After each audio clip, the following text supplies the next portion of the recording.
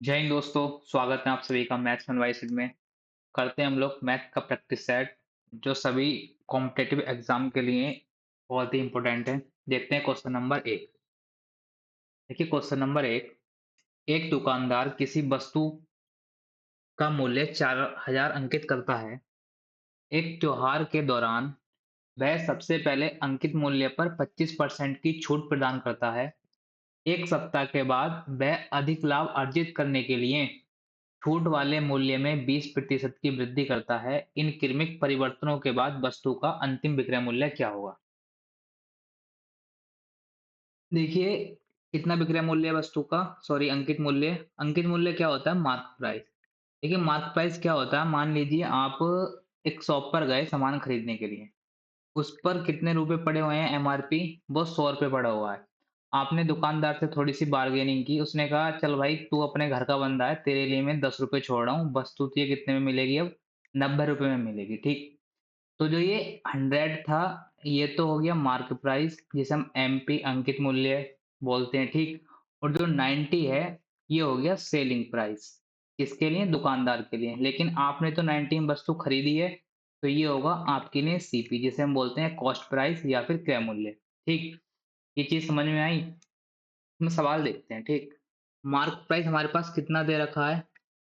Mark price दे रखा है सवाल में 4000 रुपए। अब उसने क्या किया है? इन 4000 रुपए पर 25% की छूट दी है। मैं डायरेक्ट सवाल सॉल्व करता हूँ। 4000, देखिए ये जो परसेंटेज होता है, अगर किसी से इसकी फ्रैक्शन नहीं निकालनी आती तो हम क्या करते हैं, 25 हमने ऐसे लिखा और जो ये परसेंटेज है इसके लिए हम नीचे 100 से भाग कर देते हैं, ठीक? 25 से काटा कितना आ गया? 1/4। अगर मान लीजिए पहले 4 था, उसने जो ये ऊपर वाली संख्या होती है, अगर मान लो यहाँ पर छूट होता या बढ़ाता, तो हमेशा जो ऊपर वाली संख्या होगी, वो कम या ज़्यादा वाली होगी, ठीक? 1 मिनट में थोड़ा पेन चेंज कर लेता हूँ। अगर मान लीजिए 4 की थी वस्तु, ठीक? तो इसने 1 की छूट दी। मान लो 4 की वस्तु थी, तो 1 की छूट देकर कितने में बेच रहा है? 3/4 में, ठीक? तो 4 की वस्तु थी, उसने ₹1 की छूट दी, कितने में बेची? 3 में। अब आगे उसने क्या किया है कि सेम मूल्य है, 1 सप्ताह के बाद वह अधिक लाभ अर्जित करने के लिए छूट वाले मूल्य में 20% की वृद्धि कर देता है। यही तो छूट वाला मूल्य है टोटल। इसमें उसने क्या किया? 20% की वृद्धि कर दी। कि 20% की फ्रैक्शन कैसे निकालेंगे? 20 अपॉन 100। 20 से काटा 100 को कितनी बार कट गया? 20 पंजे 100, 1/5।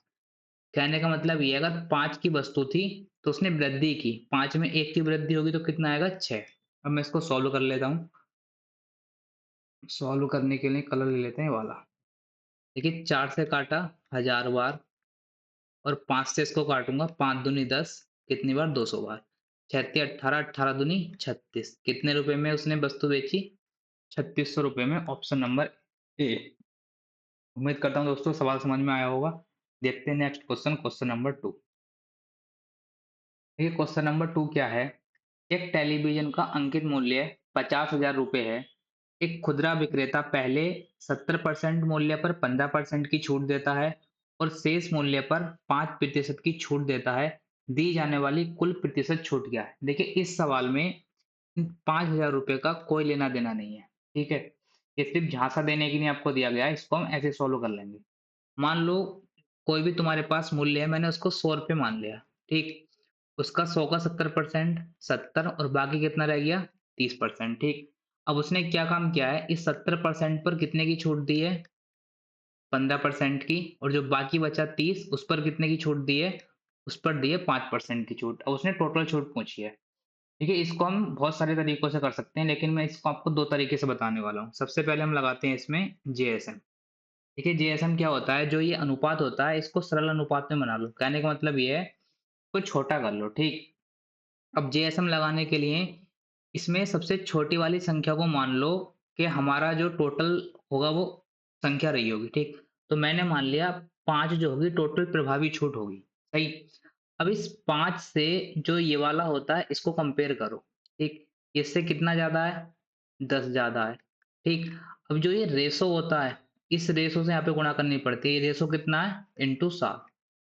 अब इस 5 से जब इस 5 की कंपेयर करेंगे तो ये कितना ज़्यादा है? ये ज़्यादा है 0, और यहाँ पे किसकी गुणा करनी पड़ेगी? 3 की। 3 की 0 में गुणा करूँगा तो कोई मतलब नहीं है, वही आएगा, तो यहाँ पर हम इस चीज़ को नहीं लिखते, ठीक है ना? इसको खत्म कर दो, अपॉन टोटल जो रेशो होता है उससे करते हैं हम भाग। टोटल ये कितना था 7, ये कितना है 3, टोटल हो गया 10। 10 से जब मैं भाग करूँगा तो ये कितना आएगा 5 प्लस 10 सत्ते 70 बटा 10, 0 से 0 कट गया, कितना आ गया 7 5 12। ऑप्शन नंबर बी, ये इसका आंसर हो गया, ठीक। अब हम इस सवाल को एक तरीके से और कर सकते हैं, जो मैं आपको बता रहा हूँ वेटेड एवरेज। देखिए वेटेड एवरेज क्या होता है, कितना है, ये 7 था, इस पर कितना परसेंट की छूट मिल रही थी 15, ये 3 था, इस पर कितने परसेंट की छूट मिल रही थी 5 की, ठीक। वेटेड एवरेज के लिए इसकी इससे गुणा करो, कितना हो गया 15 सत्ते 105 प्लस ये कितना हो गया 5 तिया 15। टोटल रेशो कितना हो रहा है 7 और 3 10।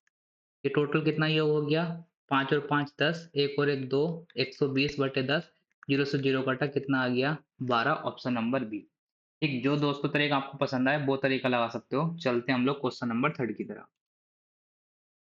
इस सवाल में थोड़ी सी मिस्टेक है भाई, यहाँ पर इसमें बार है, ये माइनस पे बार नहीं है, 2.2 माइनस 1.8 पर बार है। ठीक है, इसमें हम क्या लगाएंगे, इसमें लगाएंगे बोर्ड मार्क्स। ये बोर्ड मार्क्स में सबसे पहले हम क्या सॉल्व करते हैं, तो वहां पर सॉल्व करते हैं हम बार, ठीक। अब बार एक चीज ध्यान रखिए, बार सिर्फ 2.2 पर है, माइनस पर नहीं है, तो हमें 2.2 को यहाँ पर प्लस का 2.2 कंसिडर करना पड़ेगा। कहने का मतलब ये है 2.2 माइनस 1.8 हमें सॉल्व करना है, ना कि माइनस 2.2 माइनस 1.8, ये हमें सॉल्व नहीं करना, ठीक। तो 12 में से 8 गया 4, कितना बचा, ये बचा 0.4। अब इस 0.4 को 3.2 में से घटाऊंगा, कितना बचेगा, 12 में से 4 गया 8, 2.8, ठीक। अब 2.8 हम यहाँ पे पहुंच गए, तो 3.3 में से 2.8 जाएगा, कितना बचेगा 0.5, ठीक। अब 0.5 को जब मैं इस 6.5 में से घटाऊंगा तो कितना बचेगा 6, और 6 को जब मैं 10.5 में से घटाऊंगा कितना बचेगा 5, 10 में से 6 गया 4। ऑप्शन नंबर सी, ठीक, ये इसका आंसर है। देखते हैं दोस्तों next question, question number 4। Question number 4 क्या है, किसी वस्तु पर 10% की 3 क्रमिक छूटों के समतुल्य एकल छूट क्या है। इस सवाल का मतलब क्या है, इसने 10-10% की 3 एकल छूट दी हैं, तो वो एकल छूट क्या होगी। तो ऐसे सवाल जब भी आए, तो हम ऐसे सवाल में लगाते हैं सक्सेसिव। सबसे पहले हम क्या करेंगे, सक्सेसिव लगाने के लिए 10% की फ्रैक्शन निकाल लेंगे। 10% की फ्रैक्शन कितनी होगी 10/100, 0 से 0 कट गया, फ्रैक्शन कितनी आ गई 1/10, ठीक। अगर मान लो 10 की वस्तु थी, तो उसने 1 की छूट दी, बेची कितने में 9 में, और छूट कितनी बार दे रहा है 3 क्रमिक छूट दे रहा है, ठीक है 10% की। फिर से 10 रुपए की वस्तु थी, 1 की छूट दी 9 में बेची, फिर से 10 की वस्तु थी, 1 की छूट दी 9 में बेची, ठीक। अब जो एक तरफ वाले होते हैं उनकी हम कर लेते हैं गुणा, ठीक, और जो आमने सामने वाले होते हैं उनको हम काट लेते हैं, लेकिन यहाँ पे कुछ नहीं कट रहा, तो हम गुणा कर लेंगे डायरेक्ट, ठीक। 10 ढाई 100, ढाई 1000, ये कितना हो गया, नौ नाम 81 निमा 729। देखो 1000 रुपए की अगर वस्तु थी, तो वो बेच कितने में रहा है उसको 729 रुपए में। ये जो होता है, ये होता है एमपी, और जो ये होता है एसपी, ठीक। और जो इसके बीच में डिफरेंस आता है, वो क्या होता है, वो होता है हमारा छूट, जिसको हम बोलते हैं डिस्काउंट, ठीक। हमसे यहाँ पर पूछा क्या, उसने छूट परसेंट तो पूछा, डिस्काउंट क्या पूछा है, इक्विवेलेंट डिस्काउंट, ठीक। तो उसने कितने रुपए की छूट दी, 10 में से 9 गया 1, 9 में से 2 गया 7, 9 में से 7 गया 2, 271, और कितने रुपए पर 1000 रुपए पर इंटू 100, 2 जीरो से 2 जीरो खत्म, इस वाले जीरो से पॉइंट यहाँ पर आ गया, टोटल कितना आया 27.1%। ऑप्शन नंबर डी, ये आंसर है, ठीक है भाई। देखते हैं क्वेश्चन नंबर 5। एक ट्रेन 72 किलोमीटर प्रति घंटा की गति से 3 घंटे तक चलती है, और फिर 60 किलोमीटर प्रति घंटा की गति से 1.5 घंटे तक चलती है। ट्रेन की औसत गति क्या है। ठीक है, औसत गति का जो फॉर्मूला होता है, क्या होता है, एवरेज स्पीड। जो एवरेज स्पीड होती है उसका फॉर्मूला होता है हमारे पास total distance upon total time, ठीक। अब फर्स्ट कंडीशन में देखो हमारे पास स्पीड दे रखी है और टाइम दे रखा है, तो यहाँ से हम डिस्टेंस निकाल सकते हैं। तो फर्स्ट वाली कंडीशन में देखिए, जो डिस्टेंस बराबर होता है वो होता है टाइम इंटू स्पीड। ठीक। टाइम कितना मेरे पास 3 घंटे और स्पीड कितनी है मेरे पास 72। तो यहाँ से डिस्टेंस कितनी निकल के आ गई 3 दूनी 6, 3 सत्ते 21, 216। जो सेकंड वाली कंडीशन है उसमें लगाऊंगा मैं, तो मेरे पास स्पीड कितनी है 60 और टाइम कितना 1.5, तो ये कितना आएगा 15 छक्का 90। यहाँ से कितनी स्पीड निकल के आ गई मेरी 90, सॉरी डिस्टेंस। अब मैं इस वाले फॉर्मूले में लगा देता हूँ, ठीक। पहले कितनी है 216 प्लस 90 और टोटल टाइम कितना लग रहा है 3 घंटे ये, 1.5 घंटे ये, कितना हो गया 4.5। ठीक। थोड़ा सा भाई कलर चेंज कर लेते हैं, मजा नहीं आ रहा। ये कितना हो गया 6, 9 और 1 10, 2 और 1 3, 306/4.5। ये पॉइंट उड़ाया, जीरो यहाँ पर बढ़ा लिया, इसको 5 से काटूंगा, 5 नम 45, 5 छंग 30, 5 एकना 5, 5 दूनी 10, 9 से फिर से काटूंगा कितनी बार जाएगा 9 सत्ते 63 ज्यादा हो रहा है, 9 छंग 54, 9 छंग 54 कितने बचे 7, 9 अट्ठे 72। ऑप्शन नंबर कौन सा आ रहा है ए, किलोमीटर प्रति घंटा में निकल करके ये आएगा। ठीक है दोस्त, चलते हैं क्वेश्चन नंबर 6 पर। एक छात्र 3 परीक्षाओं में क्रम से 2,3 और 5 भार के साथ 75,80 और 90 अंक प्राप्त करता है। भारित औसत स्कोर कितना है? कहने का मतलब ये है, हमें इसका एवरेज निकालना टोटल। उसने 2 बार 75 अंक प्राप्त किए, 3 बार कितने 80, 5 बार 90 अंक प्राप्त किए, तो हमें इसका क्या निकालना है एवरेज निकालना है टोटल। ठीक है भाई, करते हैं। कितना पहले रेशो कितना है 2, बाद में कितना है 3, यहाँ पर कितना है 5। यहाँ पर उसने कितने अंक प्राप्त किए 75, यहाँ पर उसने कितने अंक प्राप्त किए 80, यहाँ पर कितने अंक प्राप्त किए 90। देखिए इस सवाल को हम पहले जीएसएम से करेंगे, ठीक। मैंने मान लिया टोटल एवरेज कितना रहा होगा, तो वो रहा होगा 75। अब मैं 75 की 75 से कंपेयर करूंगा तो जीरो आएगा, तो उसका कोई मतलब नहीं। अब जब मैंने 75 की 80 से कंपेयर की तो 80 से कितना ज्यादा है 5, और कितने रेशो में ज्यादा है, तो ये ज्यादा है 3 रेशो में। ठीक। भाई किधर चल रहा है, अरे ये तो दिख ही नहीं रहा कलर। 1 मिनट भाई, इसको मिटान देते हैं और दोबारा से लिखते हैं इस वाले कलर से, ठीक। कितनी जगह ज्यादा है, ये ज्यादा है 3। ठीक। प्लस, अब जब मैं 75 की 90 से कंपेयर करूंगा तो ये कितना ज्यादा है, ये ज्यादा 15 और कितने रेशो में 5, बटेगा किसमें टोटल में 3 2 5 और 5 10। ठीक। अब मैं इसको सॉल्व कर लूंगा। 75 प्लस ये कितना हो गया 5 या 15, ये हो गया 15 पंजे 75, टोटल कितना हो गया 90, 90/10, जीरो से जीरो कट गया, ये कितना आ गया 84। ये इसका आंसर है ऑप्शन नंबर। ठीक। इसको हम वेटेड एवरेज से भी कर सकते हैं। देखिए वेटेड एवरेज से कैसे करेंगे, 75 दूनी 2 पंजे 10, 2 सत्ते 14 और 1 15, 8 तिया 24, 240 और 9 पंजे 45, 450। टोटल कितना हो गया जीरो, 5 और 5 10 4 14, हासिल लगा 1, 1 और 1 2, 2 4 और 6 10, और टोटल कितनी जगह बटेगा 5 3 8 और 2 10। ये गलत कैसे आ रहा है भाई, कहीं गलती कर दी क्या? 75 दूनी 150, 8 तिया 24, 9 पंजे 45, जीरो का जीरो, 5 5 10 4 14, हासिल लगा 1, 4 1 5, 5 तो 7 और 1 8, ये आएगा भाई 840। ठीक। और बटेगा कितनी जगह ये, टोटल रेशो कितना है 10, जीरो से जीरो कटा, कितना आ गया आंसर इसका 84, ऑप्शन नंबर ए। जो तरीका दोस्तों आपको बेस्ट लगे उससे कर सकते हैं आप। मैंने दोनों तरीके बता दिए। देखते हैं नेक्स्ट क्वेश्चन, क्वेश्चन नंबर 7। अरे भाई इसने तो बड़ी गलती कर रखी है। देखिए ये 3 नहीं है, यहाँ पर ये है 24 की पावर 3, यहाँ पर है -7 की पावर 3 और यहाँ पर है ये 17 की पावर 3। देखिए एक चीज ध्यान रखिए, अगर कहीं पे भी कंडीशन दे रखी हो a plus B plus C equal to 0 हो, ठीक, तो वहां पर कंडीशन लगती है a की क्यूब प्लस b की क्यूब प्लस c की क्यूब इक्वल टू 3abc। देखो यहाँ पर देखो ये कितना हो गया 17 7, ये हो रहा है 24 और 17 7 कितना हो रहा है -24, दोनों कट जाएंगे इक्वल टू 0। तो यहाँ पर ये कंडीशन सेटिस्फाई हो रही है, तो यहाँ पर हमें इनका क्यूब करने की कोई जरूरत नहीं है, डायरेक्ट ही हम ये वाली कंडीशन लगा सकते हैं यहाँ पर। कहने का मतलब क्या, 3 × 24 × -7 और -70। ठीक। अब एक बार ऑप्शन पे नजर मारिए, यहाँ पर एक आएगा अंक 0, यहाँ पर 8, यहाँ पर 5, यहाँ पर 6, मतलब सारे इकाई के अंक अलग-अलग हैं। तो हम इकाई के अंक से ही ओनली सवाल को सॉल्व कर सकते हैं। देखिए माइनस की माइनस से गुणा होगी तो प्लस हो जाएगा, तो माइनस प्लस की तो हमें टेंशन लेनी है ही नहीं। 7 के 7 से करिए, 7 सत्ते 49, 9 चौक 36, 6 तिया 18, ऑप्शन नंबर सी ये इसका आंसर है। इकाई का अंक मेरे पास कितना आया? 8। ठीक है भाई, देखते हैं क्वेश्चन नंबर 8। क्वेश्चन नंबर 8, 4 अंकों की वह सबसे बड़ी संख्या कौन-सी है जिसे 7, 6 और 10 से विभाजित करने पर प्रत्येक स्थिति में शेषफल 5 शेषफल बचता है? देखिए जब कभी ऐसा सवाल आए तो उसके लिए फॉर्मूला क्या होता है?